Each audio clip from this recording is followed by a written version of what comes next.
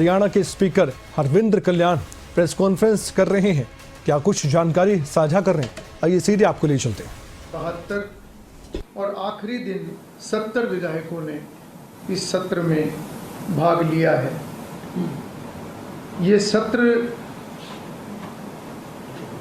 कुल 21 घंटे और 8 मिनट ये चला है। इसमें 8 विधेयक पास किए गए हैं।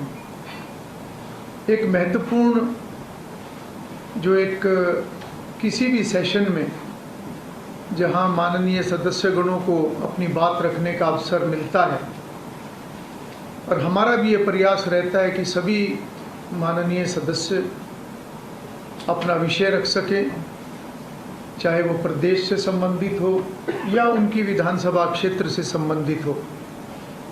ऐसे शून्यकाल उनकी 3 बैठकें रही हैं, परंतु 3 बैठकों में हमने उसका समय बढ़ाकर 4 घंटे से अधिक समय हमने शून्यकाल को दिया, जिसमें 69 सदस्यों ने उसके अंदर भाग लिया और उन्होंने अपनी बात रखी। इनमें से 9 सदस्यों को 2 बार बोलने का अवसर मिला। अगर मैं पार्टी अनुसार बात करूं तो भारतीय जनता पार्टी के 30 सदस्यों को 99 मिनट बोलने का अवसर मिला। कांग्रेस के 34 सदस्यों को 129 मिनट बोलने का समय मिला। इंडियन नेशनल लोकदल के 2 सदस्यों को 7 मिनट और निर्दलीय 3 विधायक गणों को 10 मिनट का समय शून्यकाल में मिला है। साथ ही जो प्रश्नकाल है उसके लिए 53 विधायकों ने जो प्रश्न दिए, नोटिस के रूप में 307 प्रश्न हमें प्राप्त हुए, जिसमें से 194 प्रश्न जो है वो स्वीकार किए गए और ड्रॉ निकालने की एक प्रक्रिया रहती है। उनमें 80 प्रश्नों में से 56 प्रश्न कार्रवाई में शामिल किए गए। इनमें भारतीय जनता पार्टी के 23 सदस्यों के, कांग्रेस के 27 सदस्यों के तथा इंडियन नेशनल लोकदल के 2 व निर्दलीय 1 विधायक के प्रश्न वो लगे हैं। साथ ही अनस्टार्ड क्वेश्चन, जिनकी सदन के अंदर चर्चा नहीं होती परंतु उनका जवाब सदस्यगणों को सरकार द्वारा दिया जाता है, ऐसे 160 प्रश्न हमें मिले थे, जिसमें से 132 एडमिट हुए। 130 प्रश्नों का जवाब माननीय सदस्यगणों को दिया गया।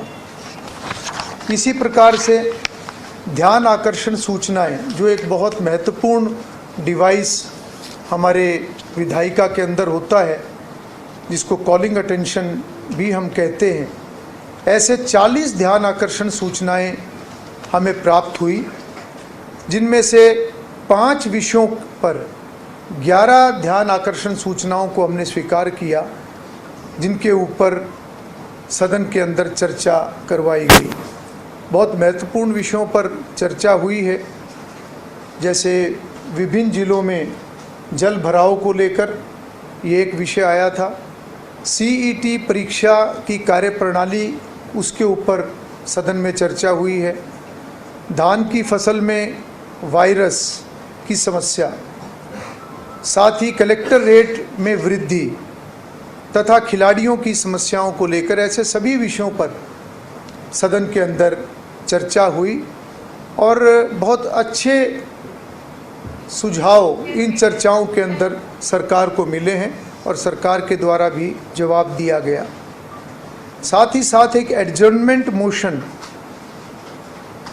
हमें 2 प्राप्त हुए, जिसमें से एक को अस्वीकार कर दिया गया था और दूसरे को स्वीकार करके उसके ऊपर 26 अगस्त को 3 घंटे और 35 मिनट तक उसके ऊपर चर्चा हुई। इस स्थगन प्रस्ताव में भारतीय जनता पार्टी के 7 सदस्यों ने भाग लिया, कांग्रेस के 7 सदस्यों ने भाग लिया इंडियन नेशनल लोकदल के एक सदस्य ने इसमें अपनी बात रखी तथा निर्दलीय 2 सदस्यों ने उस विषय पर अपनी बात सदन में रखी। ऐसे 17 माननीय सदस्यों ने अपना विषय वहाँ पर रखा और मुख्यमंत्री जी ने 67 मिनट उसके ऊपर अपना जवाब दिया। इसी प्रकार से जो ऑफिशियल रेजोल्यूशन यानी जो सरकारी प्रस्ताव, ऐसे 3 सरकारी प्रस्ताव सदन में लाए गए, जिनमें से एक आपराधिक बिल की वापसी का था, दूसरा गुरु तेग बहादुर जी की 350वीं शहादत वर्षगांठ पर वो सरकारी प्रस्ताव एक था, और तीसरा मीडिया से अपराध का महिमा मंडन रोकने की एक अपील जो एक सर्वदलीय एक सभी पूरे सदन द्वारा ये रखी गई। तो ऐसे 3 ऑफिशियल रेजोल्यूशन सदन के अंदर आए हैं। साथ ही 7 बिल, और उसके अलावा मैं विशेष रूप से बताना चाहूँगा कि इस मॉनसून सत्र में जो 4 सिटिंग रही, इन 4 सिटिंग के अंदर 1585 दर्शक उन्होंने विधानसभा को विजिट किया और उन्होंने सदन की कार्रवाई को देखा है। जबकि इससे पहले जो हमारा बजट सत्र था जिसके अंदर 13 सिटिंग थी, उन 13 सिटिंग में 2054 ऐसे दर्शक के नाते अलग अलग ग्रुप, जिनमें स्टूडेंट्स भी होते हैं, बार एसोसिएशंस भी होती हैं, सामाजिक संस्थाएं भी होती हैं, ऐसे अलग अलग ग्रुप इसके अंदर आते हैं। तो एक बहुत बड़ी वृद्धि इस बार हमने ये देखी है कि सत्र की कार्रवाई, सदन की कार्रवाई को देखने के लिए इतनी बड़ी संख्या में लोगों का आना, मैं समझता हूँ कि एक प्रयास लगातार चल रहा है कि एक विधायिका के प्रति लोगों के अंदर जागरूकता बढ़े, उनकी रुचि बढ़े, और संवैधानिक मूल्यों को जन जन तक पहुंचाने का जो एक लक्ष्य और विजन माननीय प्रधानमंत्री जी का है, उसके ऊपर सभी राज्यों के विधान मंडल इसके ऊपर काम कर रहे हैं। और मैं समझता हूं कि जितनी लोगों की रुचि इसमें बढ़ेगी और जितनी ज़्यादा इसके अंदर एक अवेयरनेस बढ़ेगी, वो कहीं ना कहीं एक अच्छी विधायिका या विधायिका को और प्रभावी बनाने की दिशा में मैं समझता हूं कि बहुत ये एक अच्छा, इसको मैं कहूँगा। बजट सत्र में लगभग 2054। इसी के साथ साथ इस सत्र के दौरान कुछ ऐसी विशेष ऐसे और कार्य हुए जिस प्रकार से एक महामहिम राज्यपाल जी का पहली बार आगमन होना। हम सब जानते हैं कि हरियाणा राज्य को नए राज्यपाल अभी पिछले दिनों में वो नियुक्त हुए और पहली बार वो हरियाणा विधानसभा के अंदर आए, और उस समय में सभी माननीय सदस्यों ने मिलकर उनका सम्मान भी किया और उनके सम्मान में एक भोज की व्यवस्था भी वो रखी गई थी।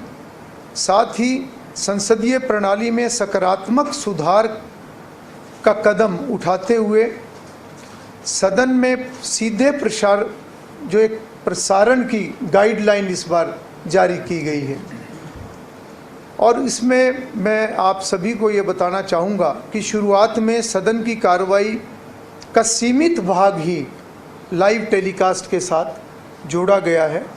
और अगर मैं लोकसभा का आपको बताऊं, क्योंकि लोकसभा के अंदर 25 फरवरी 1991 में लाइव टेलीकास्ट जब शुरुआत की गई थी, तो उस समय में सबसे पहले वो विषय वहाँ की जनरल रूल्स कमेटी के पास गया था, जिन्होंने पूरा अध्ययन करने के बाद केवल प्रश्नकाल का ही लाइव टेलीकास्ट की शुरुआत की थी।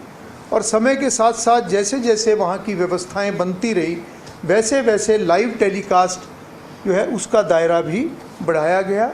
उन्हीं लाइंस पे ये एक शुरुआत हमने की है, जो आने वाले समय में हम मिलकर ये प्रयास करेंगे कि लाइव टेलीकास्ट ज़्यादा से ज़्यादा बढ़े अभी के लिए हमने 5 विषयों को इसमें जोड़ा है, जो आपने भी इस बात को ध्यान किया होगा कि एक सीमित समय लाइव टेलीकास्ट होता था, उसके बाद वो बंद हो जाता था, उसके बाद वो पुरानी व्यवस्था से जैसे बाहर विषय जाता था उस तरीके से ही वो जाता था। शुरुआत में हमने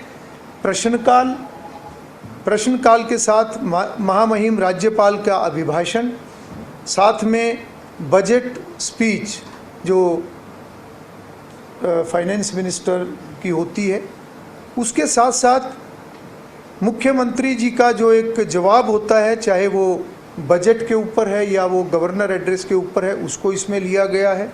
और 5वां विषय जो इसमें जोड़ा है वो अध्यक्ष द्वारा कोई भी किसी प्रकार की ऑब्जर्वेशन अगर आती है जो कि पहले से निर्धारित हो, तो ऐसी अध्यक्ष की ऑब्जर्वेशन को भी लाइव टेलीकास्ट किया जाएगा। तो ऐसे 5 विषयों को अभी शुरुआत के लिए रखा गया है।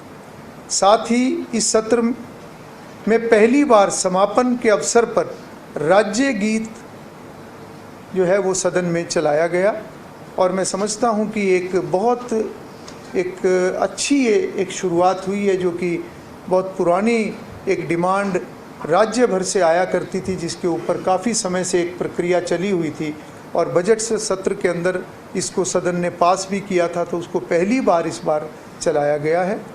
और साथ ही राज्य गीत जब चला तो उस समय का अनुशासन, गंभीरता और उसके प्रति एक सकारात्मकता, ये एक बहुत अच्छी एक पहल इस बार हुई है। साथ में 26 अगस्त को एक अवेयरनेस के नाते, जन जागरण के नाते उसमें सहभागिता करते हुए नशा मुक्ति का संदेश देने के लिए साइक्लोथॉन का आयोजन हरियाणा विधानसभा द्वारा किया गया, जिसमें प्रदेश के माननीय मुख्यमंत्री, मंत्रीगण और काफ़ी संख्या में विधायक गणों ने उसके अंदर हिस्सा लिया है। साथ ही इस विधानसभा सत्र के दौरान कुछ घोषणाएं भी हुई हैं, ख़ास तौर पर संसदीय नियमों और परंपराओं के अनुसार स्थगन प्रस्ताव पर चर्चा, इसके ऊपर भी एक विषय वहाँ पर आया।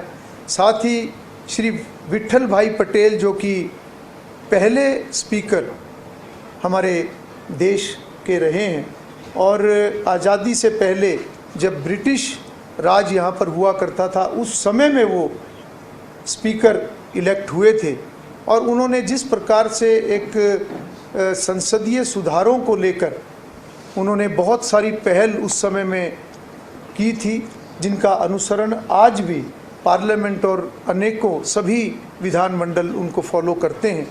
तो उन द्वारा लागू किए गए संसदीय सुधारों का स्मरण इस बार किया गया, और ये भी तय किया गया कि आने वाले समय में हम हरियाणा विधानसभा के अंदर उनसे जुड़े हुए विषयों को और उनके जीवन के बारे में एक प्रदर्शन हम यहाँ पर करेंगे, उसको प्रदर्शित हम करेंगे।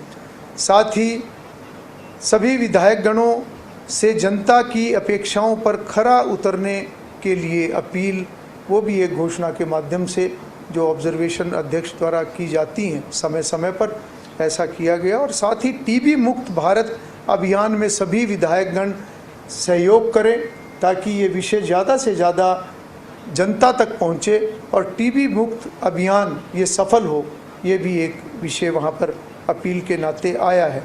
इसके साथ साथ अभी तक के किए हुए विधानसभा द्वारा जितने भी कार्य किए गए हैं या बजट सत्र के बाद जितनी भी एक्टिविटीज़ की गई हैं, उसकी जानकारी सदन में दी गई, और भविष्य का एक रोड मैप जो आने वाले समय में हरियाणा विधानसभा जिन जिन विषयों पर काम करेगा, वो भी सदन के अंदर उनको बताया गया है। अगर मैं कुछ विषयों की यहाँ पर चर्चा करूँ, तो आने वाले समय में हम हरियाणा सरकार और हरियाणा विधानसभा के अधिकारी कर्मचारियों के लिए लेजिस्लेटिव ड्राफ्टिंग की एक वर्कशॉप, जो कि लोकसभा के सहयोग से हम उसका आयोजन करेंगे, ताकि विधायिका से जुड़ा हुआ जितना भी कार्य है या जितना भी लेजिस्लेशन होता है, उसमें ड्राफ्टिंग के एक बहुत महत्वपूर्ण उसमें स्थान है। ड्राफ्टिंग में जितने हमारे अधिकारी और कर्मचारी निपुण होंगे, उतना ही अच्छा ड्राफ्ट बनकर सदन में आएगा और उसके ऊपर जब चर्चा होती है तो वो विषय आगे बढ़ता है। इसके साथ साथ हम लोकसभा की तर्ज पर जल्दी ही आर्टिफिशियल इंटेलिजेंस बेस्ड रिकॉर्डिंग और ट्रांसलेशन इसको हम यहाँ पर लागू करने जा रहे हैं, जो कि अगले सत्र से पहले मुझे उम्मीद है कि हम उसको यहाँ पर लागू कर देंगे। लोकसभा ने जब इसको लागू अभी किया है हाल ही में, तो उसमें लगभग 95% तक उनकी एक्यूरेसी आई है। तो जल्दी ही हमारी हरियाणा विधानसभा की टीम वहाँ पर प्रशिक्षण के लिए जाएगी और आर्टिफिशियल इंटेलिजेंस बेस्ड जो रिकॉर्डिंग और ट्रांसलेशन है, इससे स्पीड भी बढ़ेगी, क्वालिटी भी बढ़ेगी। ये विषय भी हम जल्द यहाँ पर शुरू करने जा रहे हैं। साथ ही साथ हरियाणा विधानसभा का आप जानते हैं कि सचिवालय वो अलग होता है सरकार से, इंडिपेंडेंट सेक्रेटेरिएट होता है। तो यहाँ के रूल्स की अमेंडमेंट उसको लेकर हमने एक retired law secretary doctor K N. Chaturvedi ji को हमने हरियाणा विधानसभा के साथ जोड़ा है कंसल्टेंट के नाते, और वो अभी उस विषय पर उन्होंने काम शुरू कर दिया है। और रूल्स में अमेंडमेंट जहाँ जहाँ ज़रूरत है हम रूल्स के अंदर अमेंडमेंट करने का काम करेंगे, ताकि हरियाणा विधानसभा की वर्किंग में, यहाँ के कार्यों में, यहाँ की हर विषय में पारदर्शिता बढ़े। साथ ही हमने पिछले दिनों में जो एक रिसर्च विंग जो एक सेंटर हमने स्थापित किया है, उसके ऊपर आने वाले महीनों में हम काम करेंगे और वो रिसर्च विंग और मजबूत हो, जिसका न केवल हरियाणा विधानसभा को फ्यूचर के नाते लाभ हो, बल्कि सदस्यों को भी उसमें असिस्टेंस मिले। वो भी हम आने वाले महीनों के अंदर उसको हम मजबूत करने का काम करेंगे। साथ ही हरियाणा विधानसभा के अंदर एक प्रिंट और डिजिटल गैलरी की स्थापना की जाएगी, जिसमें संवैधानिक मूल्यों और हमारी जो संसदीय प्रणाली है इसको प्रदर्शित किया जाएगा। और हरियाणा प्रदेश का जो एक हमारा एक कल्चर है उसको प्रदर्शित किया जाएगा। यहाँ का इतिहास और यहाँ से जुड़ी हुई जितनी भी महत्वपूर्ण बातें हैं उनको इस तरीके से प्रदर्शित किया जाएगा कि बाहर से जब लोग और ग्रुप हरियाणा विधानसभा को विज़िट करने के लिए आते हैं तो उन सभी को एक अच्छी जानकारी उस नाते से मिले। और साथ ही साथ हमारे जो विधायकगण हैं उनकी भी और जानकारियां बढ़ें, उस नाते से हम इस विषय को आगे बढ़ाएंगे। और साथ ही साथ हरियाणा का जो एमएलए हॉस्टल है उसके विस्तार की प्रक्रिया भी हम जल्दी शुरू करने वाले हैं। साथ ही साथ हरियाणा एमएलए हॉस्टल का जो प्रांगण है वहाँ पर एक नई डिस्पेंसरी बने, ऐसे कुछ विषयों को हमने यूटी के साथ टेकअप किया है। और यूटी एडमिनिस्ट्रेशन ने इन प्रिंसिपल हमें उसकी अप्रूवल भी, उन्होंने स्वीकृति भी दी है। और मैं राज्य सरकार से इस विषय को टेकअप करके हम इसको आगे बढ़ाने का काम करेंगे। ये 4 दिवसीय जो मॉनसून सत्र था, इसमें काफ़ी चर्चाएं हुई, काफ़ी विषयों पर सभी माननीय सदस्यों ने अपनी बात को रखा और हमने भी ये प्रयास किया कि सभी को बोलने का अवसर मिले, सभी को अपनी बात रखने का अवसर मिले। उसमें आप सभी का भी बहुत सहयोग प्राप्त हुआ है। मैं पुनः आप सभी का आभार भी व्यक्त करता हूँ। में 6 स्थगन हुए थे, तो क्या वो अवॉइड किए जा सकते थे या पहले भी कोई ऐसी हिस्ट्री है? देखिए, कई बार चलते हुए हाउस में किस तरह का व्यवधान पैदा हो जाए, किस प्रकार की कोई कंट्रोवर्सी आ जाए या क्या कौन सा ऐसा विषय आ जाए, मुझे लगता है कि अध्यक्ष का ये प्रयास रहता है कि सदन चले।